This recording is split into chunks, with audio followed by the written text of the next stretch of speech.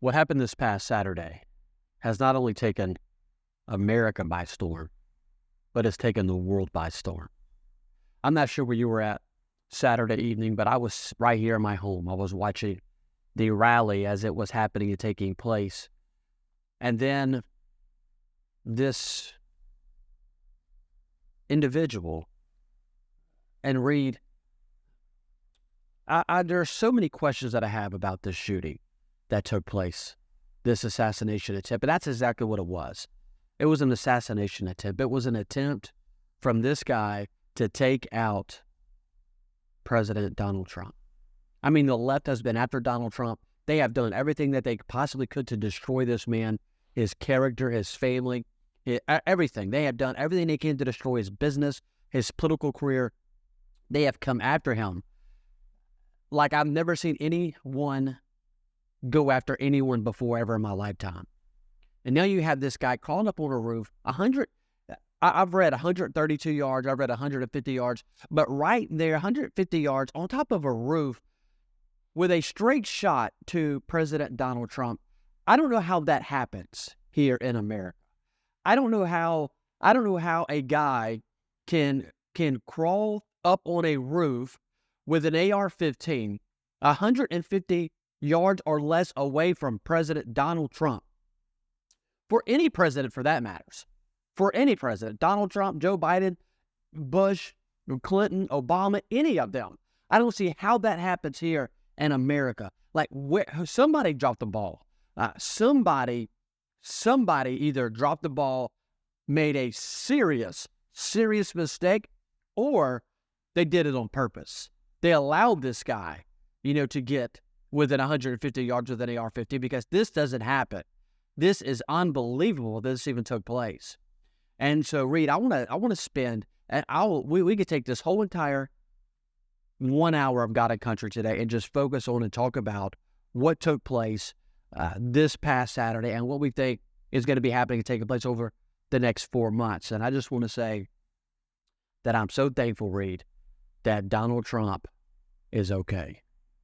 Have you seen some of the footage from Saturday? Dan, I've seen everything there is to see about this so far. These are dark and somber days for the Republic, but I don't see how anyone looks at what happened this weekend and says there is no God, or says the God's hand of protection was not over Donald Trump. I believe that's what happened. I'm thankful that Donald Trump is alive. That said, I'm so sad that one of us, a Trump supporter, Corey Comparatori, I hope I'm pronouncing his name correctly, a father, a husband, he was murdered here. One of those bullets shot him in the head. From what I hear, it killed him on the spot. And there was another spectator, an attendee, a lady, who was shot either in the arm or the hand. I'm hearing conflicting reports about that. Once again, that underscores just how dark this is. We're at a point in our history where it is not safe to be a Trump supporter. It is no longer a threat to just your livelihood or your job. It is now a threat to your very life altogether.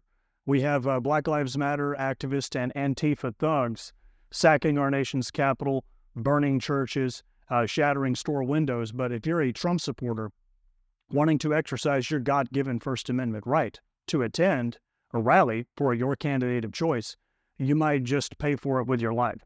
This is awful. And something that disgusted me that is not getting enough attention is that there was this influencer, YouTuber named Destiny. Maybe you've heard of him. If you haven't, I would almost say you're lucky. At once it came out, the identity of the person who was killed, Destiny went on Twitter, X, and called him a retard. That's just what he called him. Called him a retard and laughed at him. And I just want to say, Destiny, you inept, blue-headed monster. That was unacceptable. That is despicable. Mocking a father and a husband for exercising his God-given First Amendment right to attend a political rally for his candidate of choice.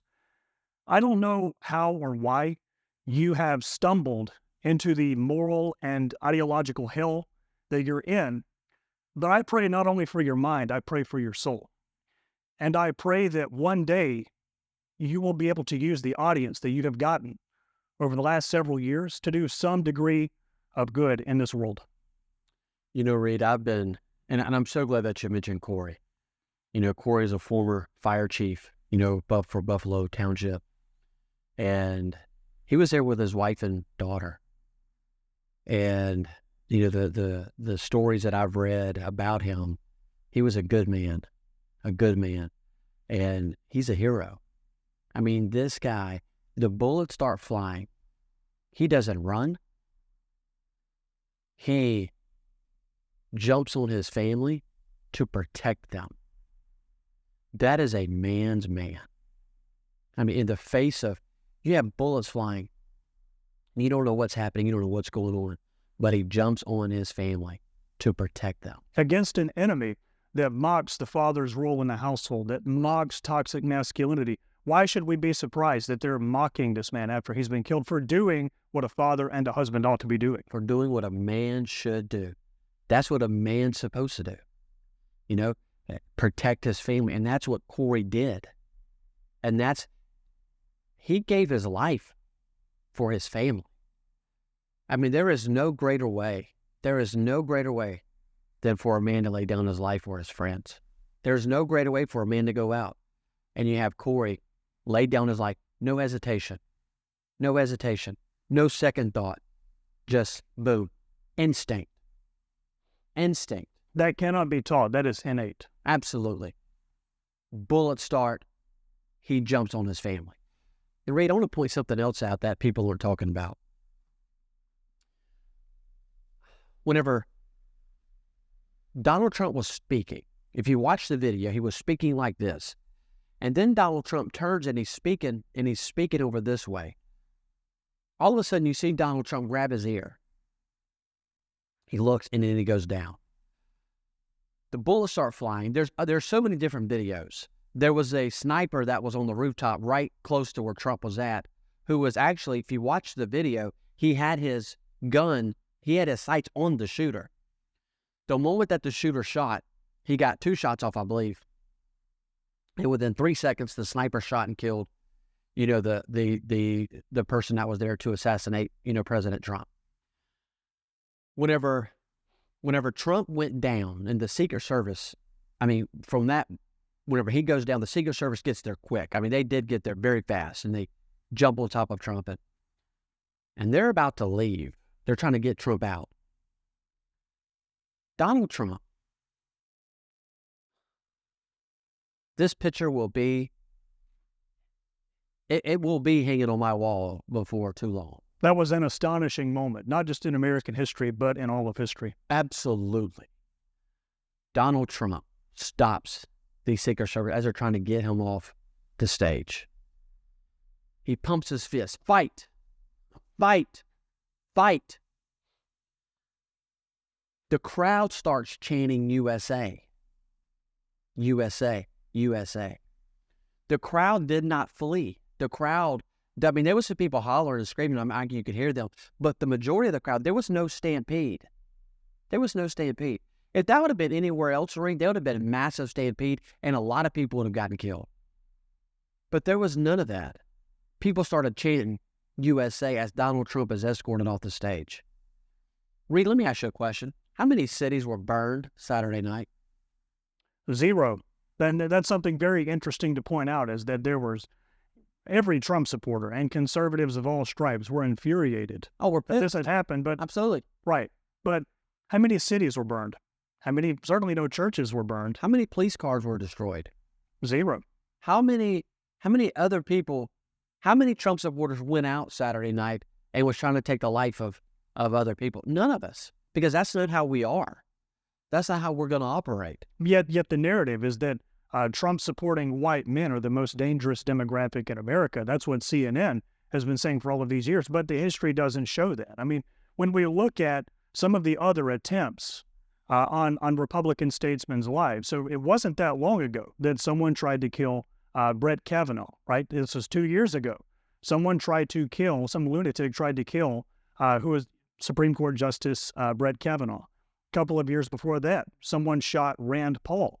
And I think it was after that, someone shot Scott Scalise. That's So this has been an escalation. It started with members of the House of Representatives and the U.S. Senate, and it escalated all the way to the front runner for the Republican Party for president of the United States. And let's not forget, he just isn't the front runner for the Republicans. He's also that former president, right, who should have had. And I can't speak to this matter because I don't know, but I don't know how many Secret Service is on his detail. But obviously, whatever it is, it's not enough. But if the white male was the true enemy in this country, you all would know. You all would know. America would know. But we are not the true enemy. We love America. We love the United States of America. We want to see this country flourish. We want to see this country grow. We just want to raise families. We want to have a good marriage, and we want to raise our children and make a good living and support our children, help them go to college and pay our fair share of taxes. I mean, that is what every American, not just the white male, but that's for every black male, that's for every white woman, black woman, that's for everyone. That's what 95% of us, that's all we want to do, is we want to live a good life. We want to take care of our families. We want to attend our churches. We want to go to watch our kids play sports, go watch them do gymnastics. We just want to be involved in their life.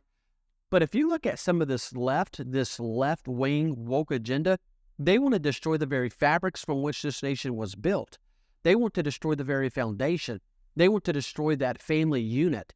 That's what they want to do. They want to destroy it. They want to take over. They want to control you. They want to brainwash you. That's what people like Kamala Harris want. Don't make no mistake. She's not on your side. She wants to control you. Make no mistake. Joe Biden doesn't even know where he's at most of the time. But those people that are controlling him, they want to control you. They want to brainwash your children. They want to destroy the family unit here in America. And so whenever you look at what do they say, and I've got several statements here, talking about, from the left, Kamala Harris, back in 2020, talking about these protests. And she was basically saying, we're not going to stop. They're not going to stop. They're just going to continue on. She wasn't up there calling, for the people to stop burning cities and quit destroying businesses and to quit throwing rocks through windows. I don't see Kamala Harris, maybe after some pressure got applied, maybe she made a few statements to that nature. But the fact of the matter is, these people are constantly pushing, for people to try to take action.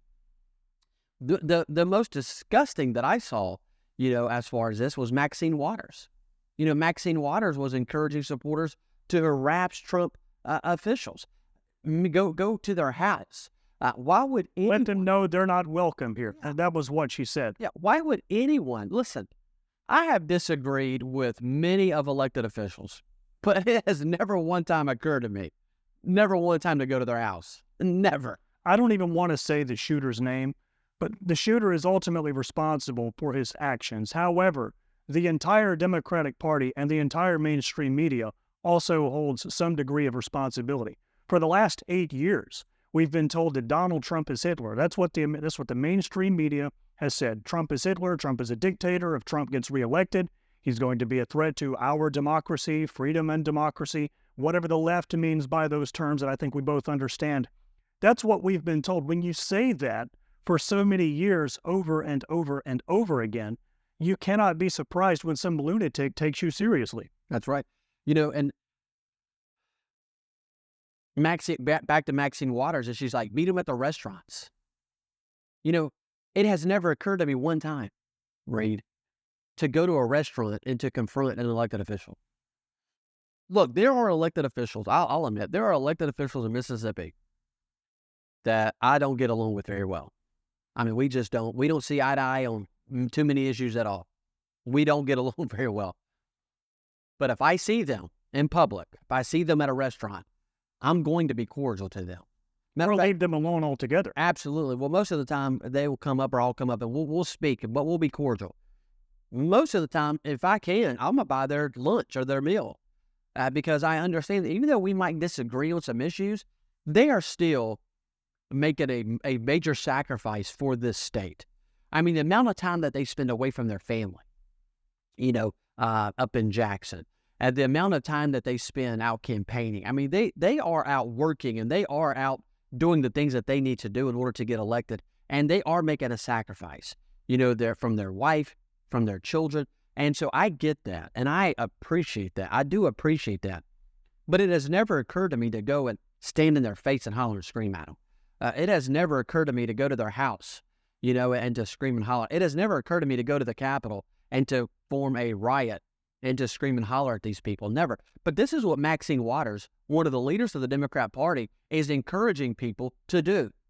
That's what people like Nancy Pelosi is encouraging people, to do. That's what they are encouraging these people. And you're right. Whenever you're spending the last 8 years calling a man Hitler, which we know that he's not Hitler, not even close. I mean, there's not even a comparison, to Hitler. All we do is we state facts about Joe Biden. I mean, we just state clear facts. Or you could just point. Yeah. You say nothing, just let him embarrass himself. That's right. I'm not going to say Joe Biden is like Hitler. Joe Biden is not Adolf Hitler. Joe Biden is not him. I'm not going to try to compare Joe Biden to Adolf Hitler. I'm not going to do that. I'll just say the facts. Joe Biden, he is out to destroy the family unit. Joe Biden is pushing for this trans agenda policy. He is pushing for children to be able to take this medicine without parents' approval. He is for abortion. He is for a lot of things that I'm against. And so I'm just going to stick to the facts of what Joe Biden truly is, what Kamala Harris truly is. But they have tried to make Donald Trump as some monster, which he is not. I mean, look at Donald Trump. You can say what you want to about the man. But from the looks, from me looking from the outside, always look at the man's children.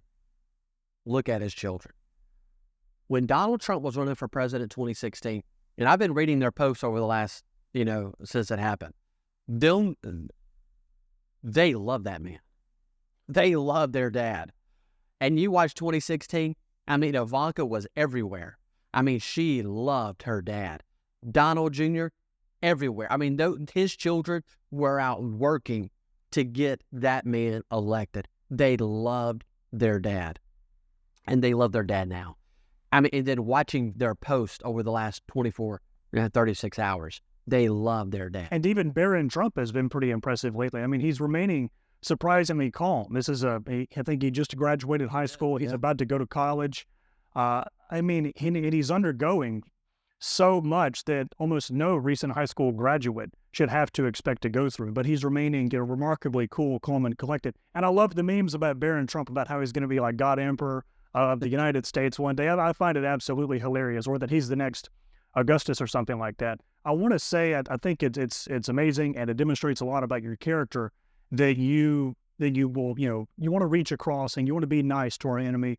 You want to be cordial. Sometimes you pay for their lunch. I think that's a remarkable thing. I, however, think that those days of cordial, gentlemanly politics are rapidly coming to an end. I'm thinking about Republicans. Okay, so you don't take Democrats to lunch. I'm thinking of Republicans. Well, no, let me say this. There are one or two Democrats that I have a good relationship with that are friends. And I don't have a lot. Because I typically don't run. I don't run in those circles. But there are one or two that I'm friends with and that I will have lunch with. And they're Democrat, but they don't believe in abortion. They believe that marriage is between a man. They're blue dogs. They're not for this transgender garbage that's sweeping this nation. And so, but I'm speaking more aligned with Republicans, right? Because the Republicans are not my enemy. They are not my enemy at all. And so we just disagree on maybe policy, and we disagree on how to get certain things done. It doesn't mean that they're my enemy because I disagree with them on an issue. And so if I'm at lunch and I see one of those guys, of course, I'll try, if I can, I will try to buy their lunch and have a conversation with them because they are not my enemy. And that's one thing that the Republican Party needs to understand is that not only are you not my enemy, but I'm not your enemy. And all because we see things differently, we don't see things eye to eye, does not mean that that doesn't mean that I hate you or that I dislike you, because I don't. There are several of these guys. If you see my prayer list, they're all on my prayer list, and I try to pray for these guys because the Bible commands us to. The Bible commands us to pray for those that are in authority, and whether you like it or not, they are in authority, and and they are We try to say, well, they're not leaders, they're servants. But, well, you say what you want, but they're leading in this state. And so I think it's important that we pray for them. And let me just stop right here and just say this about Donald Trump.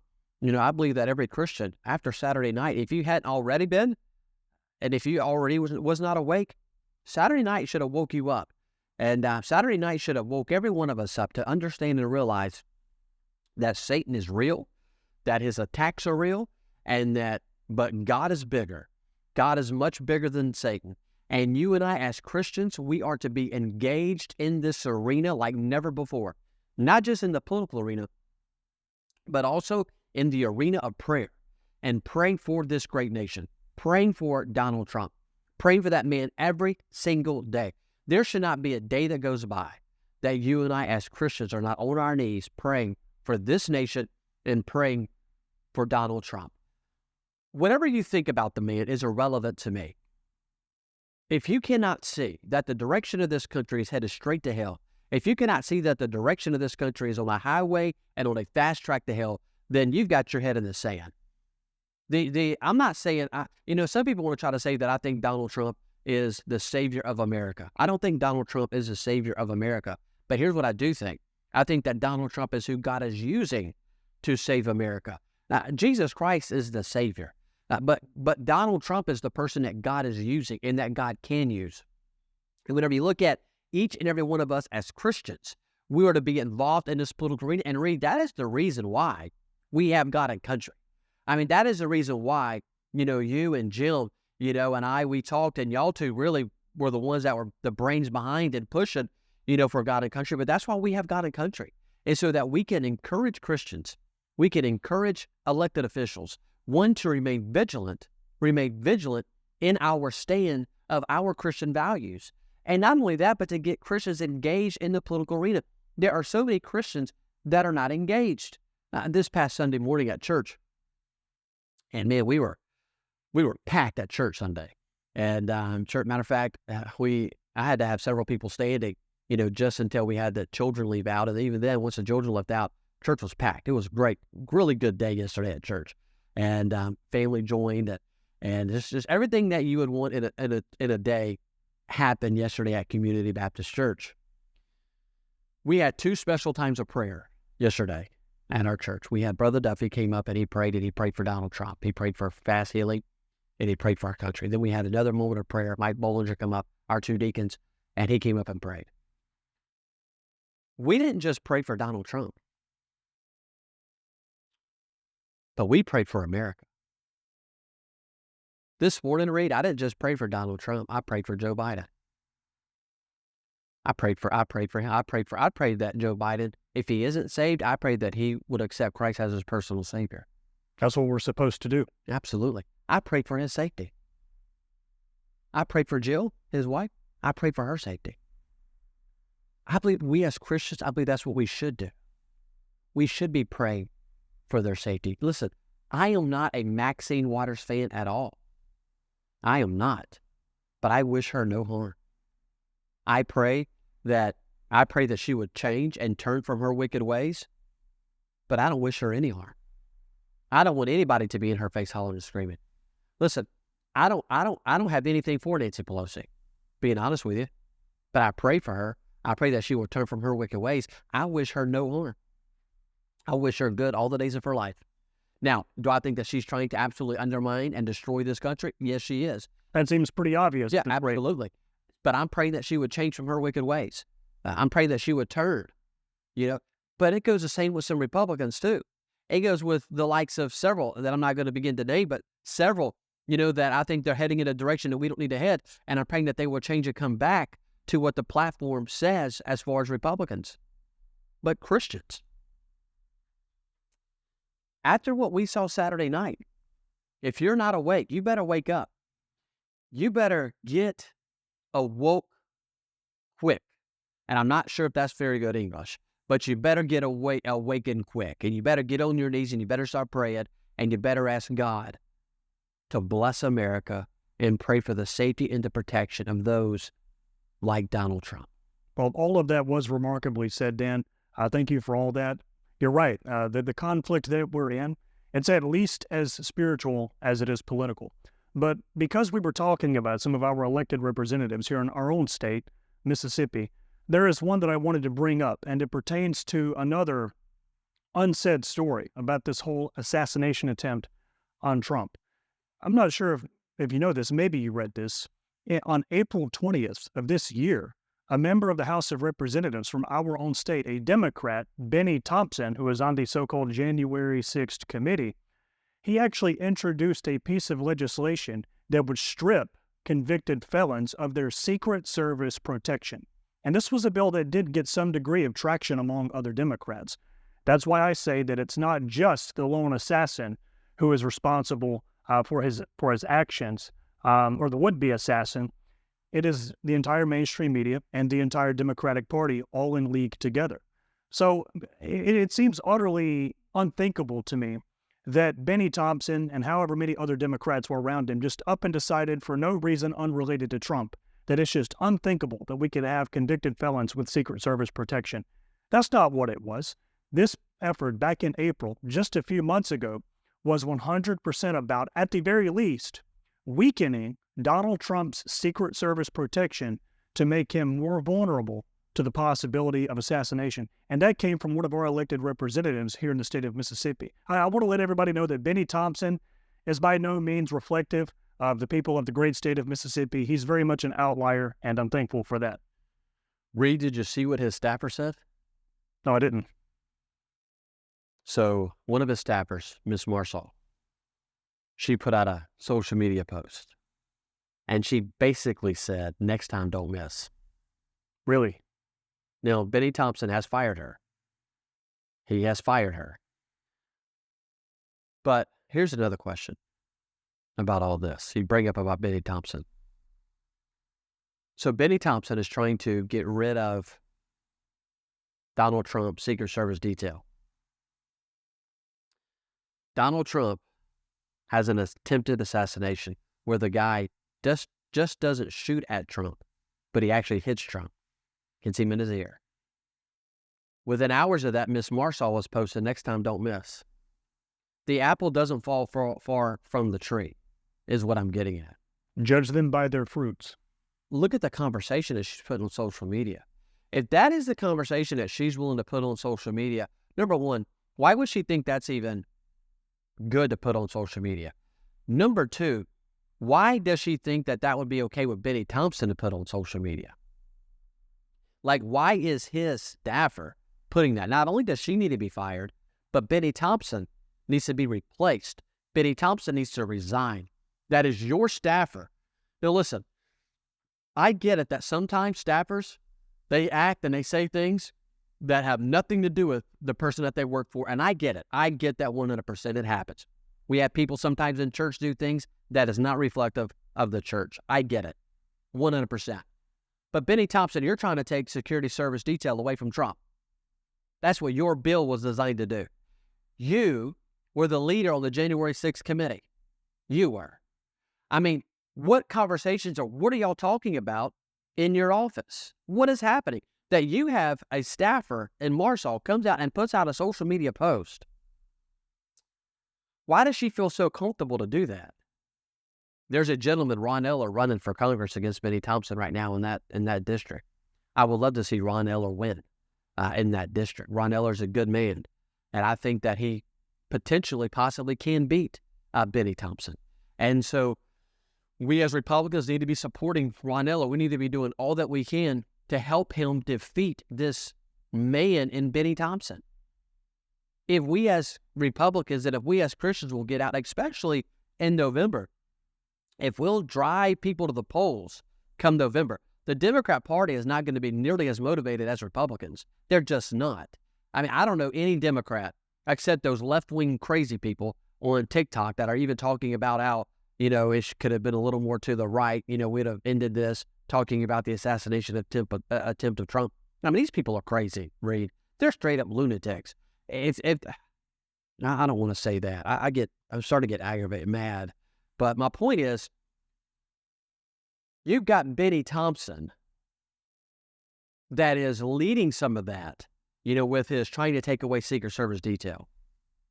being the chairman of the January 6th committee. I mean, those type of things. And then his staff are putting out tweets, that she put out.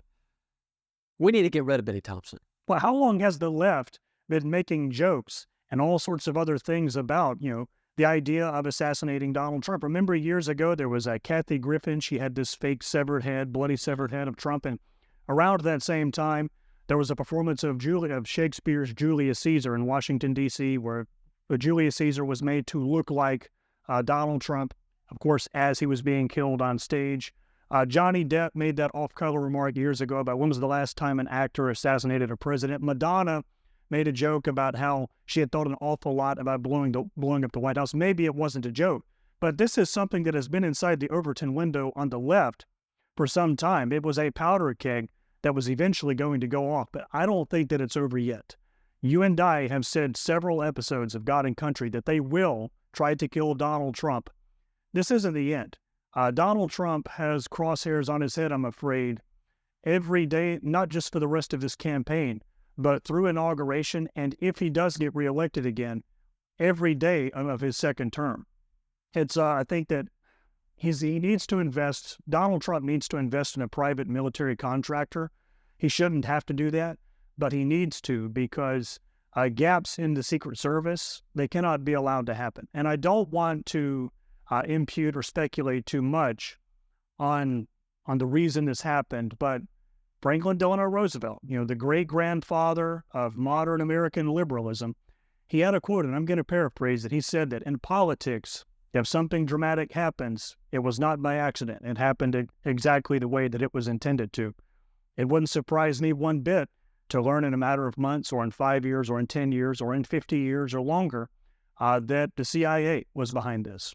I firmly believe that. I believe that these agencies within the U.S. government who know that Donald Trump is going to be coming after them, should he get reelected, I think it would be incredibly naive to at least not consider that they were somehow involved in this. With this kind of a gap in Secret Service, to me, it's unthinkable to not consider that as a possibility.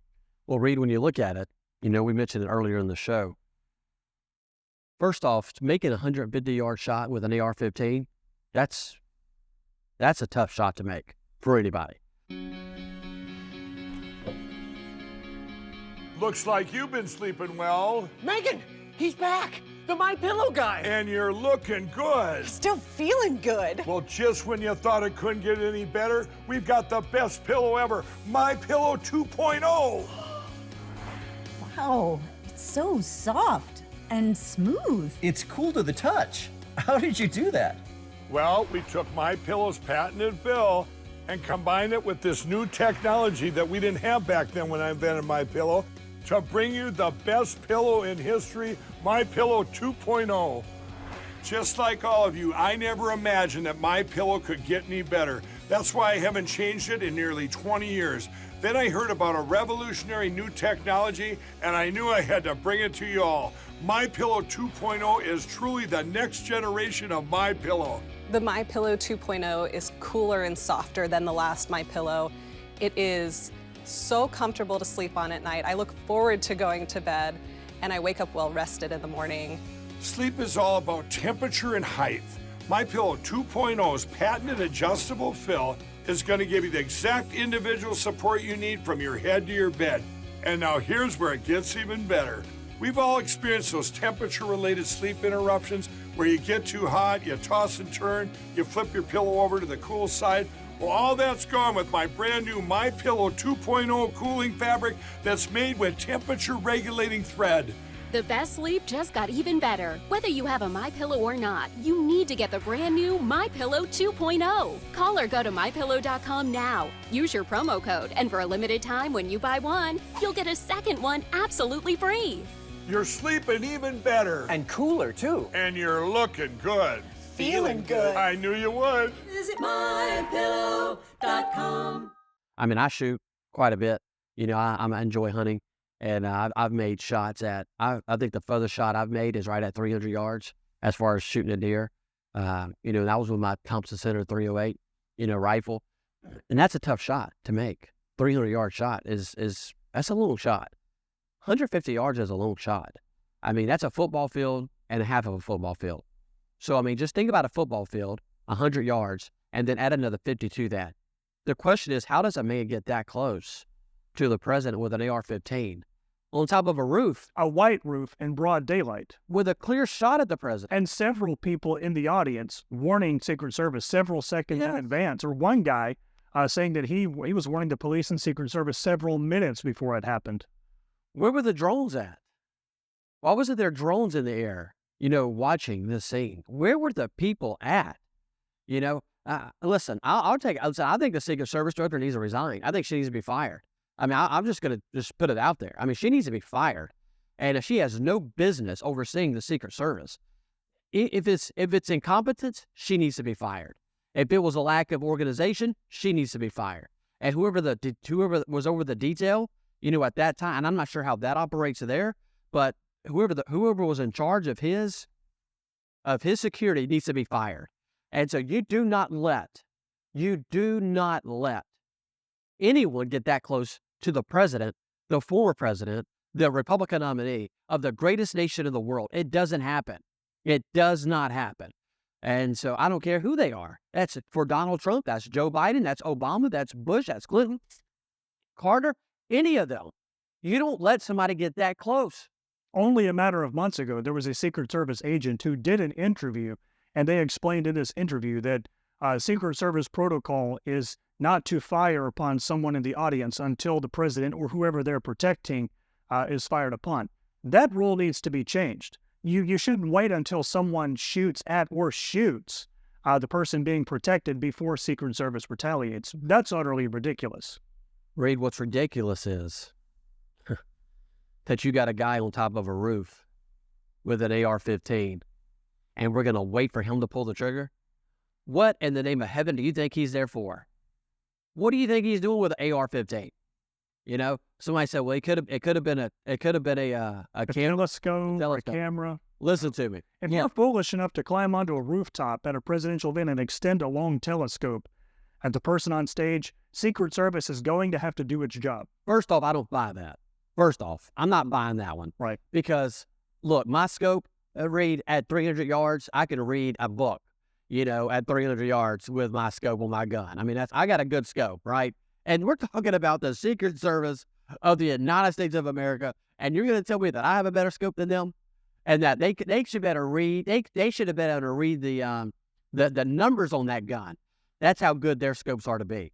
And so if I can read, I mean, literally, I've got my gun in there. I've got a gun with a scope on it that you could literally set a book on that roof. On the other side of this, that roof over there is probably 400 yards away, and you could set a book over there. Now, it needs to be the big letters, and I can read that book with my scope. Maybe you need to use that to read The Lord of the Rings. Yeah. Okay. We'll do that. They can have a scope from space, and they can tell you they can spot a coin on the ground and tell you if it's on heads or tails. And you're going to tell me that a Secret Service guy was sitting on a roof at 150 yards away from a guy with his scope trained in on that guy, and he couldn't tell if that was a scope or a gun? Great day in the morning. I'm not buying that. That's just bull crap. That's bull crap. And so there is no way that guy couldn't tell whether or not that was a gun or a scope. Now, I haven't heard that guy say that. I'm going off based on that interview. No, I was giving that as an example about the whole telescope thing. Correct. And so you're the president of the United States of America, the former president and the Republican nominee is there within 25 yards of you making a speech. You've been listening to the rhetoric of the left for the last 8 years. You've got a guy 130, what I've seen the diagram was 132 yards away. A guy crawling on a roof with an AR-15 that is not part of the security detail. First off, how come we didn't have somebody on that roof, first off, at 150 yards away? Secondly, you see that guy. You are watching him through your scope. You are watching him. He's got a gun. What do you think he's there to do? You think he's there to take pictures? No, he's there to shoot at the president. You take that sorry son of a gun out. You shoot him just like he did. Now the guy did exactly protocol. He did, but protocol needs to change. He did his protocol. The guy shot. The guy shot him within 3 seconds. And he made a great shot. Shot him in the head. It was over. The guy was down. But one person was hit. And then you had Corey lost his life. President Trump was shot through the ear. I mean, you had all of that stuff happen to take place. And there was people warning. They were shouting for several seconds in advance. Yeah. And that's part of the reason why Trump, I believe that Trump was saying the guy didn't get off more shots. Could you imagine if the people hadn't been shouting about it and that Secret Service agent didn't already have his gun trained in that direction? Right. If he had to shoot and then they had to try to find him, that would have been bad because he could have got off a lot of rounds. He could have hurt a lot of people. Instead, he only got, 2 or 3 rounds off and then he got taken out. So thank God for those patriots that were there, that were not just running, but were pointing and trying to get the police's attention. But I'm going to go back to how come the Secret Service didn't have that covered? How come we didn't have somebody on that route? Only a matter of months ago, the current Secret Service director was in an interview, and she says that her goal for Secret Service was to have it staffed by at least 30% women. And once I heard that a couple of days ago, I thought to myself, that's not the goal of Secret Service. The goal of Secret Service is to protect the president or protect other high-profile individuals around the presidency or presidential elections, right? That's utterly ridiculous. I don't want DEI in the I don't want DEI anywhere, obviously, but it's unthinkable that we would have anyone but the most qualified and the most competent people in the Secret Service. So I think this is also another example of the failures of DEI, of the failures of minority quotas and everything else. Read my controversial statement of the day is no woman are to be in Secret Service. No woman. Did you see that there was the one woman who was struggling? I saw her 3 times struggling to reholster her weapon. And I thought to myself, if there's one person who should be able to reholster a weapon effortlessly, you don't have to be a Secret Service agent. But Reed, let me say this too. I don't need to be a Secret Service agent. I mean, I can't shoot well enough to be a Secret Service agent. It's not that I would flee or run. It's just that I'm not that good of a shot whenever it comes to, first off, I've never been shot at. Secondly, you need to be the top. Do you know that there's never have been a woman? And listen, this is not beating on women, right? I'm married to a lady, and my wife, if she was right here, she would agree 100%. So I'm not beating up on women because there are jobs that women do that they do much better than men, and so I'm not sitting there saying that man is better. There are just certain jobs and certain responsibilities that needs to be a man. When it comes to the Navy SEALs, how many women have ever been in the Navy SEALs? The job of the Secret Service, whenever it comes to now whenever I say the Secret Service, I'm mainly speaking of the detail that guards the president, because I understand that there are some jobs within the Secret Service that women can do.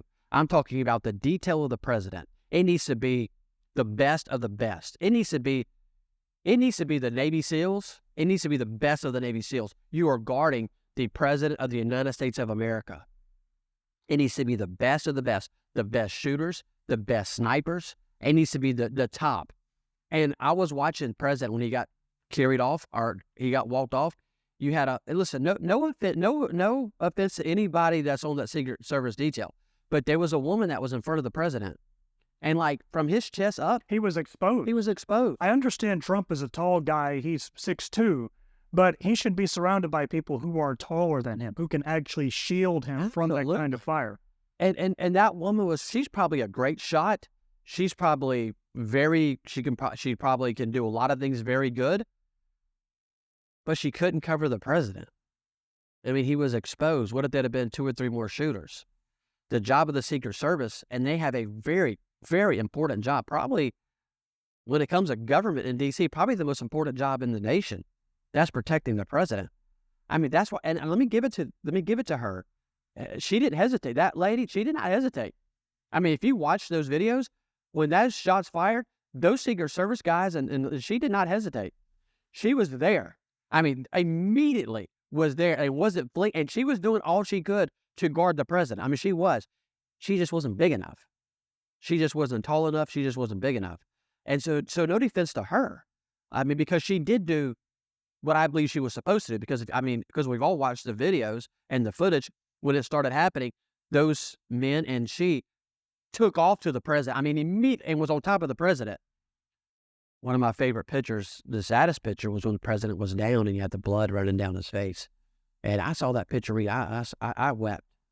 I get choked up even thinking about that picture, that's where the president of the United States of America, the greatest nation in the world, has a guy that gets within 150 yards of him with an AR-15 and shoots him. That should never stinking happen. Never should happen. And you talk about the CIA being involved or engaged. I saw this. Somebody asked why the Secret Service wasn't on that roof. And someone said because the CIA and Secret Service don't need to be on the same roof. And so that's one thing. That's one thing that I read. If I think anybody's behind it, I would think it would be Zelensky. That would be behind it, the Ukraine president. That's an interesting take. And the reason is because he knows that once Trump gets in, all his money stops. The Ukraine aid is coming to an end. That's right. And he's not wanting that to happen. It's not that he's wanting to defeat Russia. He likes all that money coming in. He likes all the money that's pouring into his nation. So he can buy mansions and sports cars. Absolutely. And so that's my take on it. If you really want to know what I really think, and that's strictly my opinion, and that is not the opinion of God and Coach, that is strictly my opinion, is I think that if anybody's going to be behind it, it would be him. And so because he doesn't want Trump to be the president of the United States of America. And so will we ever know? Probably not. If it does come out in 50 years, it'll be redacted, I'm sure. I'll be dead and gone. But my point back to the Secret Service, whenever they're doing, and I'm not sure how the training works. I'm not going to pretend it does. I just know that they have training. I'm sure that they have to shoot. I'm sure that they have to run. I'm sure that they have to do all these things. But listen, they need to also add a height. If the president's 6'5", we need to load the Secret Service up with people that are 6'5", 6'6", right? I mean, people that can guard and protect the president, of the United States of America. I would love to have a Secret Service agent on the show with us and talk about these type of things and get their opinion because, they live it, every single day. My brother, he was a part of he's in the Marines, and he was part of some security detail that guarded an embassy. And he's been to several different countries, in some of these embassies.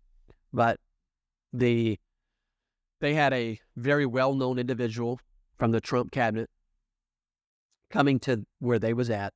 And man, he said that the security detail that they had for this gentleman whenever he came to their country, their embassy, was insane.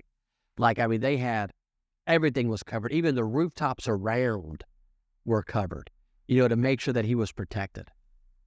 This is the former president of the United States of America. This is the Republican nominee. The Republican nominee. I'm doing this, Reed, so people can see Donald Trump's autograph on my hat. The Republican nominee. The future president, in my opinion, Donald Trump, on the stage, speaking. The only people that should be on the roof within 500 yards of the president, 1,000 yards of the president, is Secret Service. Absolutely. And so did you know that the agency that's responsible for protecting Vladimir Putin, they actually do have height requirements. So they require you to be above a certain height, but I think also below a certain height as well. And you have to be a native-born Russian, to serve in that agency. So I guarantee you, and this is kind of a scary thought, but it reminded me of this when she brought up Zelensky. I guarantee that the people protecting Vladimir Putin would have spotted that sniper long before there was ever anything allowed to happen. Well, they would have probably been on that roof, I would imagine. And so hopefully the Secret Service wakes up. We get so, because we are such a free nation, because we do have so much liberty, that we're out in open air and it's just freedom. You breathe, you smell freedom here in our great nation. But we can't take that for granted. And I was talking to my family on the way home last night, and I said this. I said, who is the most loved person and the most hated person in the nation? Not the most loved person, but he has to be the most loved and the most hated at the same time. I believe it's Donald Trump. There's zero question. I believe he's the most loved man and at the same time the most hated man. That might be the case not just for the United States, but the entire world. Correct. I believe he's the man. He's the man. And so whenever you look at, he's the most loved man and the most hated man. This is America. And our air, it is freedom. It is liberty. But when he's up speaking in an open air, I just think the Secret Service I hate to speculate anything, Reed, but I just can't. Somebody will just have to explain to me how this guy gets this close. 132 yards with a rifle is not far. I mean, it's a football field and half a football field. It's not far. And he had a perfect shot at Trump's head. Really, he was from this angle in particular. And it's much easier to hit a target like that from this angle as opposed to from the front. So to put this into perspective, like Randall Cunningham, he was a football quarterback. He could throw a football like 80 yards. Like Brett Favre, football quarterback that we all know, and Green Bay Packers and USM, and the guy's got an arm for a cannon. He could throw the ball probably like 75, 80 yards. You know, I mean, John Elway, Dan Marino, these guys can throw the ball or used to be able to throw the ball like 75, 80 yards. It was said that Jimmy Clausen could throw one about 100 yards. Yeah. So we're talking about just a little bit further, and this guy's up there with a rifle.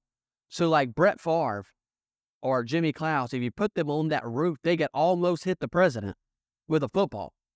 And they're accurate enough to do so. I mean, Brett Favre, great day in the morning. That guy, he could throw that ball, man. Randall Cunningham, he could throw that ball. Warren Moon. You know, I know I'm naming some older guys.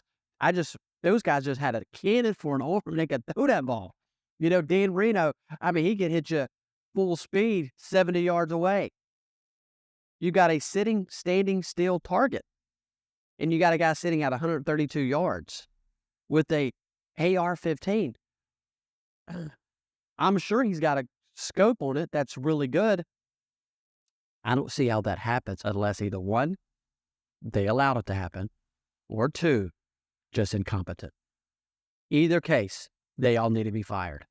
The leadership need to be fired. I'm not talking about the people that was around the president. Right. That was on top of the president within 5 seconds. I'm not talking about those people. But the people whose one job was quite literally to make sure that the security detail was where it needed to be. I'm talking about the leadership. Yep. I'm talking about the leadership, because the other people, like the sniper that shot and killed the person that was trying to assassinate, he did his job. He did what he was supposed to do. He shot and killed the guy. Like, I'm not saying fire him. I'm saying the leadership. The Secret Service director, she needs to be fired. Fired. The person that was in charge of Trump's security detail needs to be fired. And Joe Biden needs to be fired in November. And we need to reelect Donald Trump. Donald Trump's famous 2 words once he takes office again, if nothing else, should be what? You're fired. And to all of them suckers. And speaking of him, I think that maybe we haven't done this enough this episode. We need to stop and think about just how, I would dare say, unstoppable Donald Trump has been. Think about everything they have put this man through. They impeached him twice. They convicted him. They're trying very hard to throw him in prison. He has a sentencing coming up in September now, I believe. They have shot him. And it's an incredible and astonishing test of character that after all of this, and moments after he was shot, he stands up, and instead of cowering, instead of hiding behind the Secret Service agents and being ushered off the stage, he says, "Let me get my shoes." And he says, "Fight, fight, fight." That's another one of those characteristics that cannot be taught. You cannot cultivate that in a person. That is something that is natural. That's something that's innate. And I don't understand how even Trump's critics cannot admire that sort of characteristic. That's why he's loved. People Loved and hated. People saw Saturday why he's loved. They saw it. The man is shot, Reed. He's got blood running down his face. And yet, let me get my shoes. Fight. Fight. You know what I preached yesterday morning at church?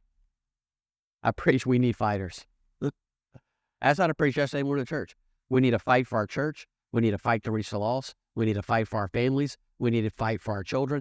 And we need to fight for our nation. Jesus doesn't want wimps, you know? Right. So you have Donald Trump, man, fight, fight, fight. That's why we love him. That's why we love him. The man, you say what you want to about it, but he loves America. He loves the United States of America. And you're right, man. They've done everything they can to stop him. Yesterday, he was playing golf. He would play golf yesterday. He got him and played golf the following morning after he was shot. He was on the 9th hole. The 9th hole, his 20-foot putt. He putted. He made it. As he's walking off, he says, the difference between me and the person that shot me yesterday is I don't miss. That is so gangster. Uh, I don't think that there's been a president in modern history with that ability for witticisms and what we might call a laconic person, a person with that sardonic, razor sharp sort of wit. I've That's been watching. incredible. I've watched so many videos the last 36 hours. Look, man, my favorites is some of these guys. I've got some friends. So there's some black guys, and they're talking about Trump, and they're saying that Donald Trump is the first real black president. Because he has 3 baby mamas. He's got 90-something felons. And now he's been shot. Shot. So, and that's what they're saying. That's not what I'm saying. I'm quoting some. It's not altogether wrong. I mean, they said that Bill Clinton was the first black president, but seems like that Trump has very much stolen that crown. Did you see that 50 Cent was giving a concert this weekend? Yeah, I saw it. He was performing Many Men Wish Death Upon Me, that song, and Trump's face was photoshopped onto 50 Cent's body on the stage behind him. That was incredible, man. Yeah, I'm seeing all these people. They are seeing it. Everyone is seeing it. Like that. They are going after him. Like, why are they working so hard to stop him? What does he know? What does he know? What is he going to expose? That's why they're trying to stop him. That's why they're going after him. Listen, they've tried to assassinate his character. It didn't work. They didn't stop him. They tried to assassinate all of his jobs and his businesses. That hadn't stopped him. They tried to assassinate his character when it comes to his marriage. That didn't stop him. Now they're going after his life. They're going to do everything they can to try to stop this man. And what stuns me is that there are people in this country who are still undecided, or the veil has not yet been lifted from their eyes, presumably.